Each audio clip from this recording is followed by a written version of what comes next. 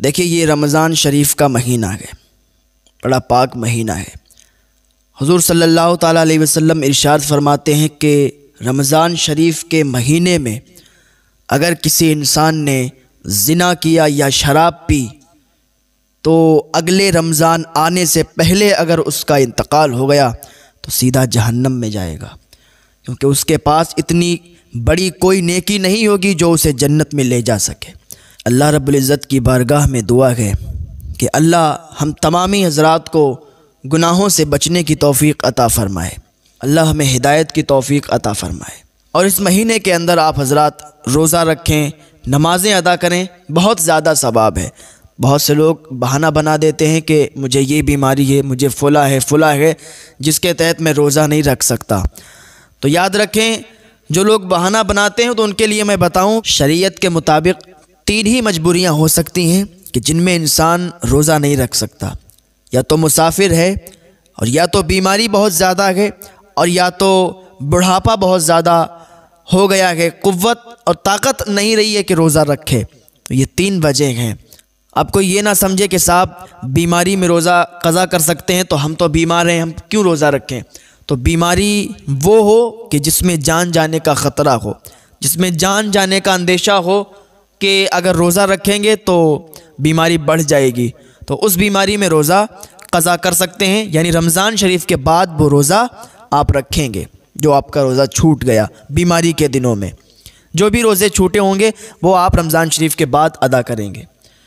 ہاں مسافر ہیں آپ نے سفر کا ارادہ کیا ہے، آپ جا رہے ہیں، تو ان دنوں میں بھی آپ روزے قضا کر سکتے ہیں۔ جتنے دن آپ سفر کریں گے، مسافر رہیں گے، اتنے دن کے آپ روزہ قضا کریں گے۔ تو پھر عمر بہت زیادہ ہو چکی ہے، بوڑھے ہو چکے ہیں، اور یہ خطرہ ہے کہ اگر روزہ رکھیں گے پریشانی آ جائے گی، دقت پریشانی آ جائے گی، تو اس حالت میں فدیہ دے سکتے ہیں۔ اگر بہت زیادہ بڑھاپا آ گیا ہے تو اس حالت میں کیا کریں گے؟ روزہ نہیں رکھ سکتے تو فدیہ دیں گے، اور جب بھی کبھی قوت اور طاقت ہو جائے تو روزہ رکھنا ضروری ہے، روزہ رکھا جائے گا، جو فدیہ دیا ہے وہ صدقہ ہو جائے گا۔ پاک مہینہ ہے، اس مہینے میں فیوز و برکات سے مالا مال ہوں، روزے رکھیں، عبادت کریں۔ اللہ رب العزت کی بارگاہ میں دعا ہے اللہ ہمیں نیک عمل کرنے کی توفیق عطا فرمائے۔ زیادہ سے زیادہ صبر کریں، اور صبر کا پھل میٹھا ہی ہوتا ہے۔ وہ کسی انسان نے ایک بلبل کو خریدا تھا، بلبل کو اپنے گھر لانے کے بعد وہ بلبل جب بولتی تھی نا بڑا میٹھا لگتا تھا، لوگ اس کو سنتے تھے۔ تھوڑے دنوں کے بعد اس بلبل کے پنجرے کے پاس ایک طوطا آیا اور اڑ گیا۔ جیسے ہی وہ آیا تھا نا اور اڑا، اس کے بعد وہ بلبل نے بولنا ہی چھوڑ دیا۔ اب یہ میں بتانا چاہتا ہوں کہ صبر کا پھل میٹھا کیسے ہوتا ہے۔ وہ طوطا آیا، اڑ گیا، بلبل نے بولنا چھوڑ دیا۔ اب جب بولنا چھوڑ دیا تو وہ پریشان ہوگا، یار ہماری بلبل ابھی تک تو بولتی تھی، اب کیوں نہیں بولتی ہے؟ وہ انسان حضرت سلیمان علیہ السلام کے پاس گیا۔ حضرت سلیمان علیہ السلام کا زمانہ چل رہا تھا۔ حضرت سلیمان علیہ السلام کے پاس گیا، کہا حضور ہماری بلبل ابھی تک بڑا اچھا بولتی تھی، بڑا میٹھا بولتی تھی، بڑا اچھا لگتا تھا، اب وہ بولنا ہی بند کر دیا۔ ایک طوطا آیا ایک دن، وہ بیٹھا پنجرے کے پاس میں اور اڑ گیا، اس دن سے میری بلبل نے بولنا بند کر دیا۔ حضرت سلیمان علیہ السلام تو اللہ کے نبی ہیں، آئے اس بلبل کے پاس، کیونکہ آپ پرندوں سے بھی باتیں کیا کرتے تھے، آپ نے ہر چیز پر حکومت کی۔ آپ اس بلبل کے پاس آئے، آنے کے بعد آپ نے آپس میں باتیں کی، تو بلبل نے کہا، وہ طوطا جو آیا تھا نا اس نے یہ بتایا کہ تم صبر سے کام لو، تمہیں یہ پنجرے کے اندر اس لیے قید کیا گیا کہ تم بول رہی ہو، تم بولتی ہو، اور تمہاری بولی انہیں میٹھی لگتی ہے۔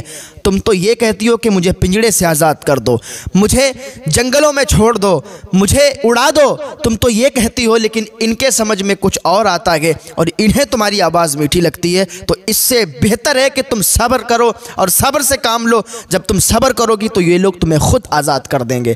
جب اتنا کہا تو حضرت سلیمان علیہ السلام سمجھ گئے، اس انسان نے اس بلبل کو آزاد کر دیا۔ اسے لگ رہا تھا کہ یہ بلبل اب بیمار ہو چکی ہے، یہ بلبل اب بول نہیں رہی ہے، اس میں کوئی کمی آ گئی ہے، کوئی نقص آ گیا ہے، اس لیے اس نے اس بلبل کو آزاد کر دیا۔ پتہ چلا کہ صبر سے اگر کام لوگے تو فائدہ ہمارا ہی ہوگا۔ صبر سے کام جو لیتے ہیں ان کا فائدہ ہوتا ہے، اور صبر کا پھل ہمیشہ میٹھا ہوتا ہے۔ تو صبر سے کام لیں، صبر کیا کریں۔ اللہ رب العزت کی بارگاہ میں دعا ہے اللہ ہمیں صبر کرنے کی توفیق عطا فرمائے۔